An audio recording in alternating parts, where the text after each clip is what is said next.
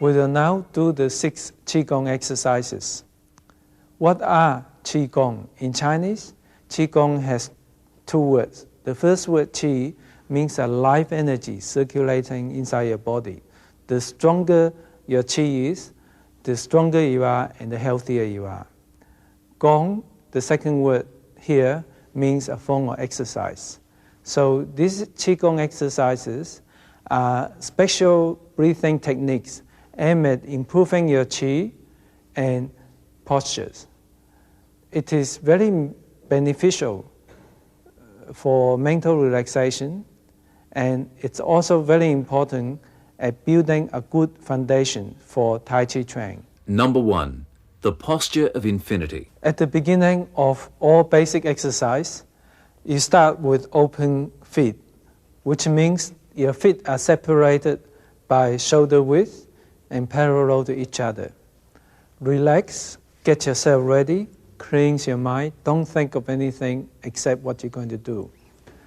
Relax your head, tuck your chin slightly in, relax your shoulder, leave a small space in between the armpits, relax your hands, relax your hip, relax your knee, do not push your knee backwards. And start.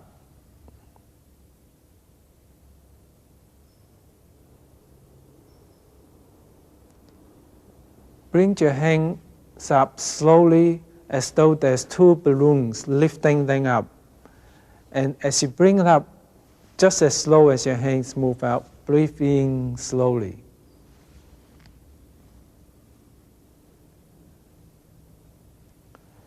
Press your hands down as though there's 2 balloons underneath your hands. Keep your palms parallel to the ground. And as you press down, bend your knee so that your kneecap is at the same line as your toe. And maintain your body straight, and your hands is about your chest level. And breathe out as you press down. Now it's very important to keep your back straight. Ian will turn around to show you how straight it should be. It should be a straight line from here down to here. Okay, we'll go back. Okay. Then continue. Then next, you turn your hands around so they make a circle around you with the palm face you. Make sure your elbow is slightly below the hands and the shoulder. Make sure your body is relaxed and both arms are parallel to each other. Your eyes look straight ahead or slightly lower than that. And of course, always keep your body straight. Now, the basic exercise is sort of easy in the outside appearance, especially the first exercise. But it really gets deeper as you know your Tai Chi training better, and it can be fairly difficult as you know it better. And in here, what I like you to concentrate is the inside. Put your tongue on top of your upper palate, close your mouth slightly. Once you cleanse your mind, think of nothing or something really serene or tranquil, and relax. And then next thing, you should think of sinking your qi down to the dantian. The dantian is where you store the qi, which is about 3 finger breadth just below the umbilicus. For the beginners who's not sure how to do this, all you have to do is think of the dantian, think of that position, and the feeling of the qi will eventually come to you after a lot of practice. So when you feel your knees are shaking, you are getting a little bit tired, don't force it. You can finish this move.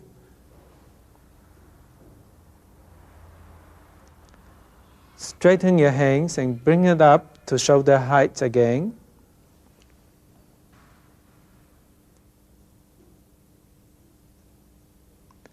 And then as you breathe out, gently press your hands down and at the same time gently stand up.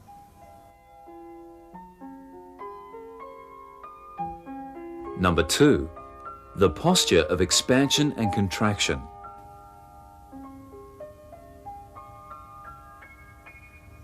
The qigong exercise number 2 started exactly the same as number 1.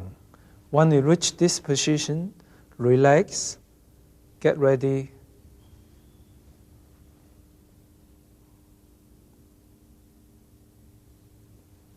and you expand your hands.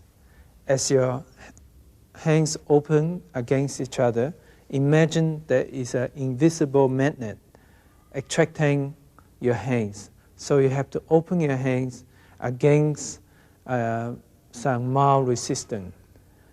And maintain palm face each other. Keep your body straight. And as you open up, breathe in slowly. As slow as you open your hands, you breathe slowly. Use abdominal breathing, which means that you imagine your air go all the way through to the stomach. And as you breathe in, your stomach swell up slightly.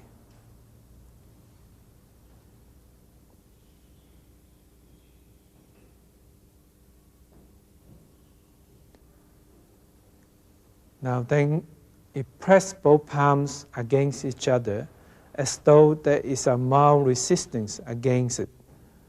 And again, the palm face each other. And as you press in together, breathe out. Again, with abdominal breathing, means you breathe through your stomach and your stomach becomes depressed. And here, it's important to make sure all the breathing are done through your nose. And that is one of the reasons why you put your tongue on top of the upper palate and keep your mouth gently closed, not tightly closed. And you can continue to do this for as long as you are able to do it comfortably. Do not force your breathing. If you find your breathing getting difficult, then you just stop this abdominal breathing and breathe naturally.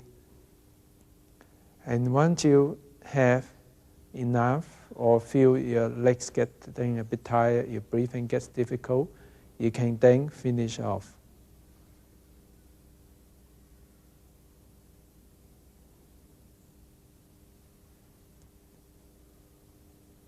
And finishing off is exactly the same as the first qigong exercise.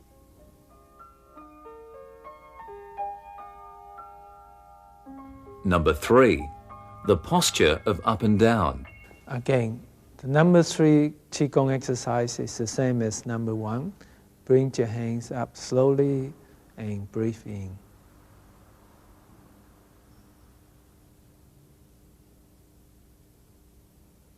This is basically very similar to basic exercise 1.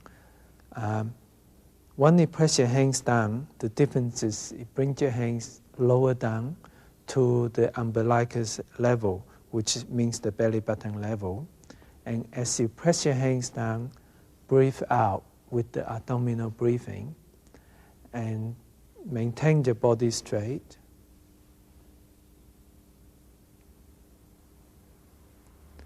Then as you bring your hands up, breathe in.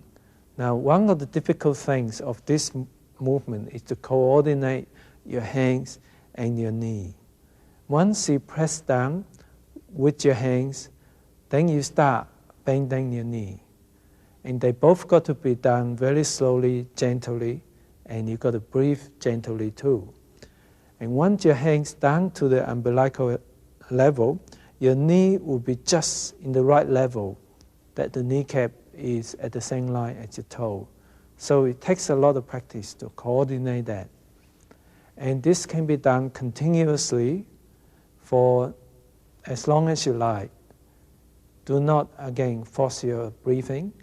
And when you feel you have enough, then you can stop. If this qigong exercise gets a little bit difficult, an experienced teacher would be helpful here. Okay, then you can finish off.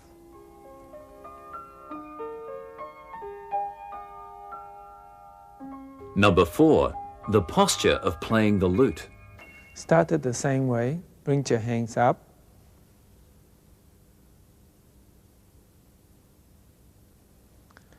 Press your palms down to the umbilical height. Open your hands up.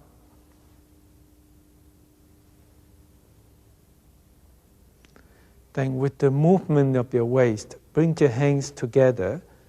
Left hand, eye level height. Your eyes looking at the tip of the left index finger. Make sure your elbow is slightly bent, your shoulder relaxed. Right hand is guarding the left elbow.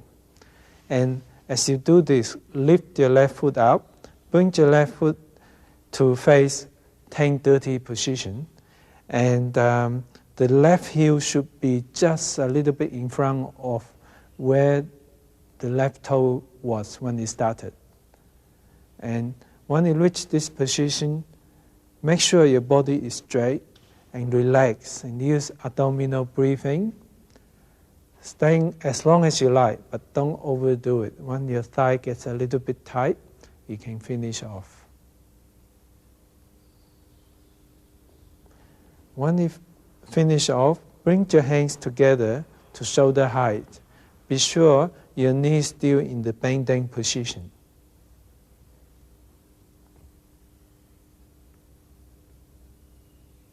And then we do the right hand side position.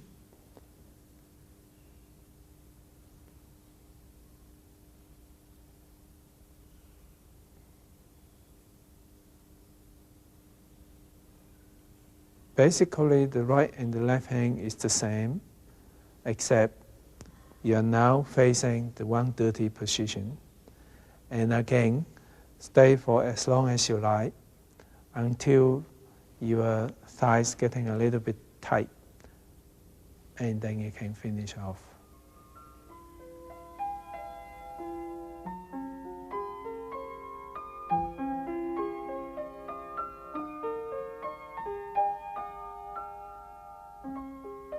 Number 5, stepping forwards. The next two exercises, we start with a different position. Your feet is like Charlie Chaplin, with the heel touching and both feet separated by about 90 degrees. And your hands is in the back. Ian will turn around to show you where your hands should be. Just above the hip bone, there's a position of 2 acupuncture points where the chis are centered. And the wrists should be pressing gently on those points. Palm face outside and hands relaxed, shoulder relaxed. We'll continue.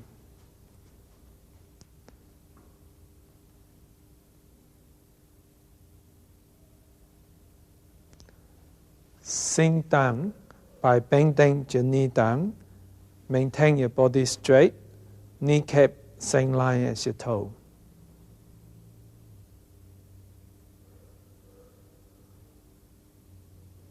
Step your left foot forward so that only your left heels are touching ground.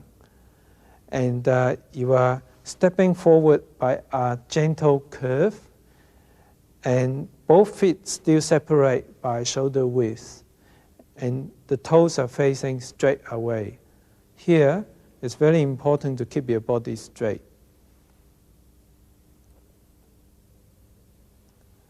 Bring your weight forward so that your kneecap is the same line as your toe. Transfer your weight back. In here, a lot of people have problem keeping the body straight, so be careful with that. Turn your body 45 degrees to face 10-30 position. Now to turn this, you basically have to turn your hip, not just your toe. And your hip, take your toe towards 10-30 position, your toes still above ground. Put your weight forward. Bring the right foot next to the left. Step your right foot forward this time, again in a curve.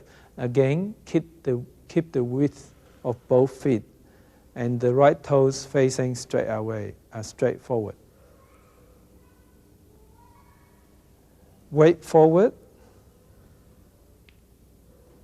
Transfer your weight back. Keep your hip bent.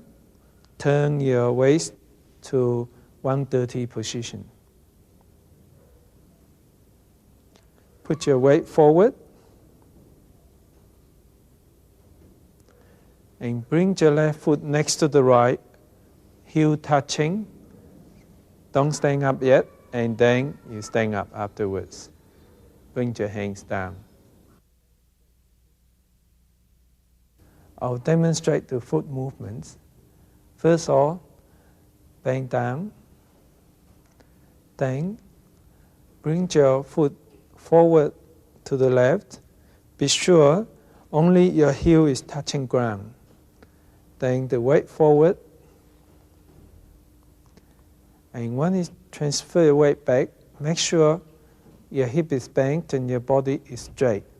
And once you turn, it's very important to turn with your hip moving, not toes moving and hip not moving. That is wrong. So I do it the right way again. Turn with your hip, and then bring your toe down. Now your toes should be facing 10-30, and bring the right foot up, and continue the same way on the other side.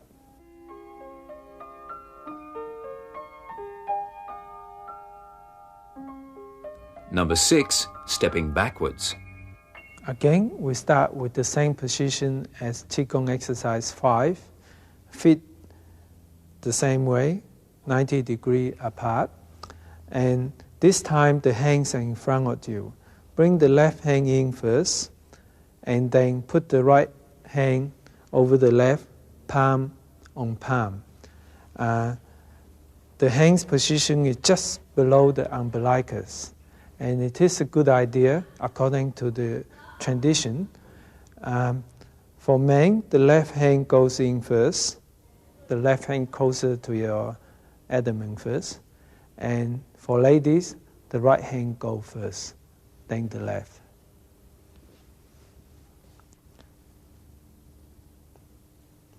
Sink, again, keep your body straight.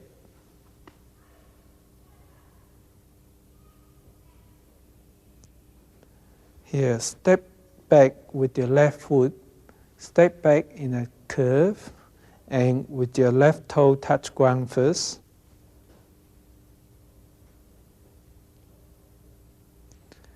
Then shift the weight to the left foot. Here it's very important to keep your body really, really straight. And lift the right heel up, and then straighten your foot so that now your right toe is facing straight ahead.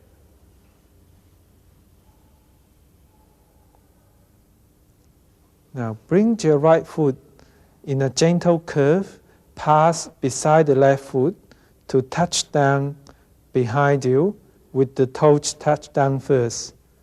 Be sure you maintain the shoulder width between 2 feet.